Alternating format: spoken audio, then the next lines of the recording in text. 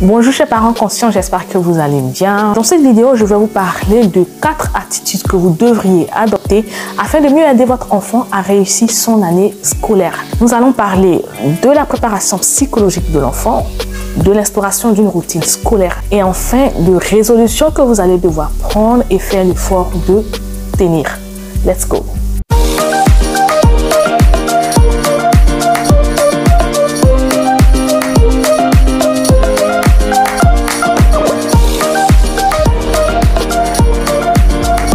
Je suis Marie-Louise Baïkoro, maman et accompagnatrice en parentalité. Bienvenue à vous sur ma chaîne YouTube.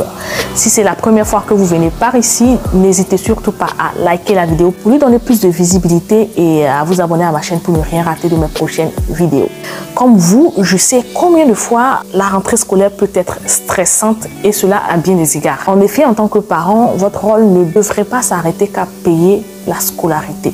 Parce que l'instruction et le bien-être de votre enfant à l'école ne doit pas être laissé qu'à la charge des professeurs, des maîtresses, des maîtres, des nounous, des assistantes maternelles, bref, des enseignants en général et de l'établissement dans lequel ils évoluent. Beaucoup d'entre vous vont se dire sans doute que mais c'est une évidence, de quoi est-ce qu'elle parle? Eh bien, vous serez vraiment étonné du fait que ça ne l'est pas pour tout le monde. Donc, l'une des premières choses à faire lorsqu'on veut réussir un projet, c'est de préparer la façon dont on va démarrer ce projet-là. Et c'est la même chose ici. Voilà, donc la réussite de l'année scolaire de votre enfant va reposer en grande partie sur la préparation du début, sur comment va se faire la rentrée scolaire en elle-même. C'est vraiment très important. Donc, la première attitude que je vais vous conseiller, c'est celle de préparer psychologiquement votre enfant pour la rentrée scolaire. La transition entre les vacances et la reprise des cours peut être vraiment violente et c'est la raison pour laquelle elle doit pouvoir se faire en douceur afin de ne pas traumatiser nos enfants. Si c'est la première rentrée scolaire pour votre enfant, c'est-à-dire qu'il va à la maternelle ou au CP, que c'est la première fois, n'oubliez pas d'en parler avec lui afin de lui permettre de dédramatiser les choses et de surmonter sa peur de l'inconnu. Pour les enfants qui n'en sont pas à leur première rentrée scolaire, il faut aussi en parler avec eux afin de les préparer psychologiquement. C'est pas quelque chose qui est évident. Ok, donc donnez à votre enfant des informations sur la façon dont les choses vont se dérouler à l'école. Il s'agit entre autres de la date de la rentrée. Voilà, il faut qu'il connaisse la date de la rentrée afin qu'il soit préparé psychologiquement à ne plus se comporter comme s'il était en vacances.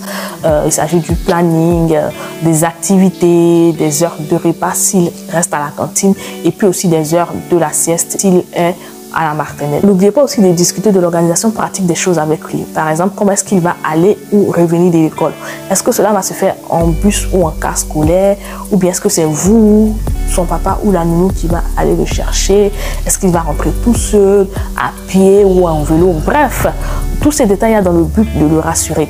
Je tiens à préciser que s'il doit rentrer à pied, n'oubliez pas de revoir toute la panoplie de mesures de sécurité avec lui, comment traverser la route, le feu tricolore et tout cela. Faites aussi les achats de la rentrée avec lui afin de booster son enthousiasme. Parce qu'il y a des parents qui vont, ils font les achats et ils viennent puis partagent les choses aux enfants. Ce n'est pas une mauvaise chose, mais c'est encore mieux quand l'enfant se sent impliqué dans sa rentrée scolaire. Il ne faut pas le mettre de côté, c'est sa rentrée scolaire. Maintenant, bien que vous allez parler de la rentrée, comment c'est bien, de l'école, afin de booster l'enthousiasme de votre enfant, n'oubliez pas de lui parler aussi des règles. Il y a un règlement scolaire et puis il y a d'autres restrictions auxquelles il va devoir faire face à l'école. Il ne faut pas que ce soit très déstabilisant pour lui, donc parlez-lui de tout cela. Bon, c'est quelque chose qui ne sera pas très difficile pour un enfant qui est habitué à la maison à évoluer dans un cadre où il y a déjà des règles. Voilà, c'est pour cela que c'est vraiment très important à la maison d'encadrer vos enfants avec des règles. La seconde attitude à adopter, c'est celle d'aider votre enfant à se familiariser ou à se reconnecter avec son école. Qu'il soit à sa première rentrée scolaire ou pas, aller visiter l'école avec votre enfant une semaine avant la reprise des cours ou 1 ou 2 jours avant. Tout cela afin qu'il puisse faire connaissance avec son maître, sa maîtresse, son enseignant, bref, tout ce que vous savez. Tout ça dans le but qu'il puisse découvrir les lieux si c'est sa première rentrée ou se reconnecter avec elle si ce n'est pas sa première rentrée. Voilà. Et puis la visite de l'école va aussi vous faire du bien, vous en tant que parent, parce qu'elle va vous permettre de rencontrer l'enseignant de votre enfant, de discuter avec lui et puis de découvrir l'environnement dans lequel votre bout de chou va évoluer pendant environ 9 mois de sa vie. La troisième attitude que je vais vous conseiller d'adopter est d'instaurer une routine scolaire. Par routine scolaire, je parle de routine au niveau des heures de coucher et de réveil, de routine au niveau des heures des repas, donc du petit déjeuner et puis en général du dîner, et puis aussi de routine au niveau de l'utilisation des écrans. En tant que parent, pendant les vacances, on lâche un peu du lest, on devient moins rigoureux, moins pointueux avec nos enfants, ce qui est tout à fait normal hein, parce que c'est une période qui est faite pour relâcher la pression, pour s'amuser, pour se reposer, aussi bien pour nos enfants que pour nous-mêmes. Maintenant, quand on arrive au niveau de la rentrée scolaire, il faut que les choses changent un tout petit peu. Et là, il faut commencer petit à petit à instaurer une nouvelle routine qui va être différente de celle qui avait été instaurée pendant les vacances. Donc, tu vas mieux cadrer avec la vie scolaire. Au niveau, par exemple, du réveil et du coucher, vous commencez à réveiller votre enfant un peu plus tôt, à une heure bien précise, afin que son corps et son esprit puissent s'habituer à cela avant la rentrée. Faites-en de même pour les heures de coucher, et cela tout au long de l'année scolaire. Mais pour le coucher de l'enfant, il doit se faire assez tôt, afin qu'il soit assez reposé au moment du réveil pour l'école. Et petit à petit, son corps va s'habituer à ce nouveau rythme, sans que ce soit trop brusque. Au niveau des heures du manger, donc je vais parler en général du petit déjeuner, du dîner, parce que pour beaucoup d'enfants, le déjeuner c'est à l'école, à la cantine. C'est à peu près la même chose. Donc contrairement aux vacances où les heures du repas étaient assez variées et tout, quand l'école est de retour, il faut qu'il y ait un nouveau rythme de repas bien précis. Il est donc conseillé de faire manger son enfant à des heures précises, le matin comme le soir.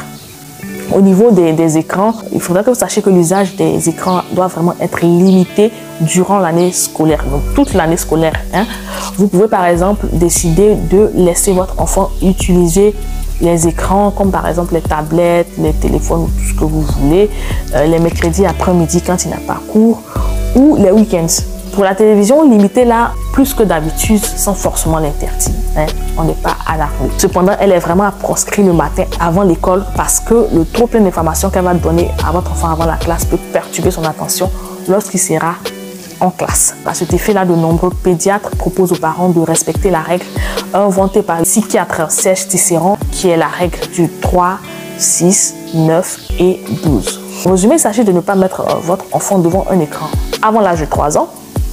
Voilà, de ne pas lui confier une console de jeu avant l'âge de 6 ans, de ne pas le laisser consulter Internet avant l'âge de 9 ans et de ne pas le laisser s'inscrire sur les réseaux sociaux avant l'âge de 12 ans. Enfin, la quatrième attitude que je vais vous conseiller d'adopter est celle de prendre 2 résolutions importantes. Donc, celle de vous impliquer dans la scolarité de votre enfant et puis aussi celle de vous impliquer dans la vie scolaire de votre enfant. C'est à peu près la même chose, à la différence que quand je parle de vie scolaire, je parle de vie sociale de votre enfant à l'école.